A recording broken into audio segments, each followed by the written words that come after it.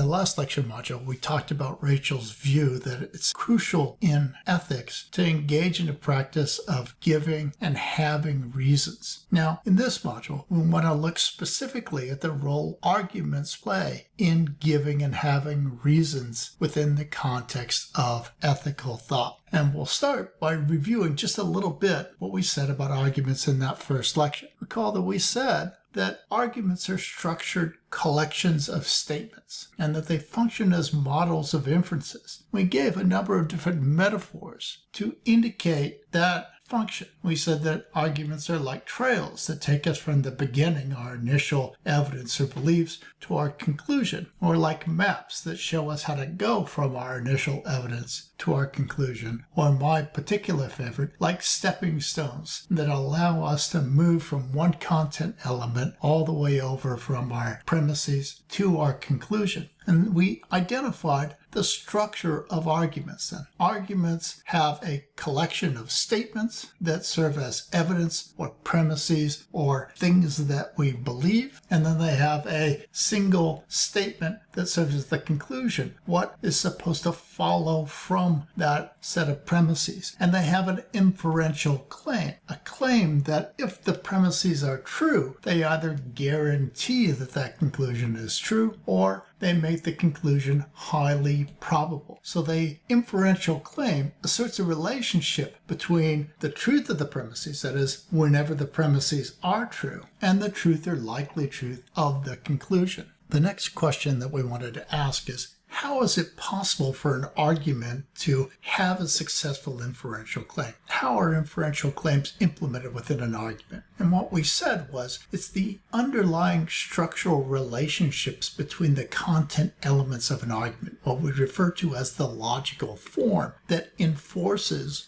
or fails to enforce inferential claims. And to illustrate this, we looked at two different versions of arguments that had the same underlying structural relationships. One, which wasn't obviously a good argument, and the other, which obviously was. So the first argument was France has a larger landmass than Canada.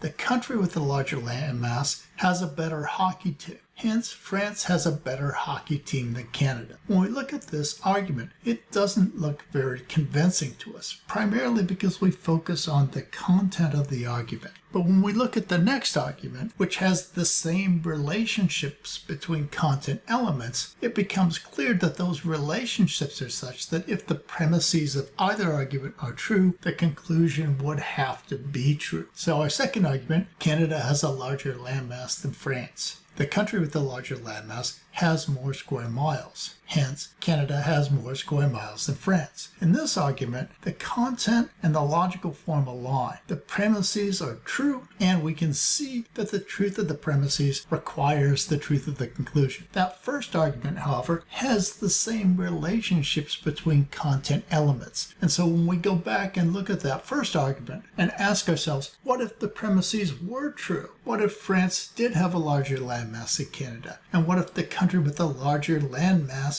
actually always had the better hockey team? Well, then it would follow, it would have to be true, that France has a better hockey team than Canada. So inferential claims are implemented in arguments by logical form. So we've seen that successful arguments, whether deductive arguments or inductive arguments, combine two elements. On the one hand, they have good content, they have true premises. And on the other hand, they have good logical form, whether that's deductive logical form or inductive logical form. And we can think about that relationship between content and form using two different analogies. The first one you might call the travel analogy. So in the travel analogy, we think about content like a car. Content is the thing that is going to get us from A to B, from the premises to the conclusion. However, in order for our car to get from point A to point B, we also have to have a functioning, passable road. And logical form is like the road, the means by which our car gets from point A to point B, the means by which our content comes from the premises being true to the conclusion being true or likely to be true. You can have the best car in the world, but if you've got a washed out bridge, you're not going to get over that river. Similarly, you can have the best roads in the world, but if your car is not running, it's not going to get you from point A to point B. So you need a good car, good content, true premises, and you need a good road, good logical form, validity in the case of deduction,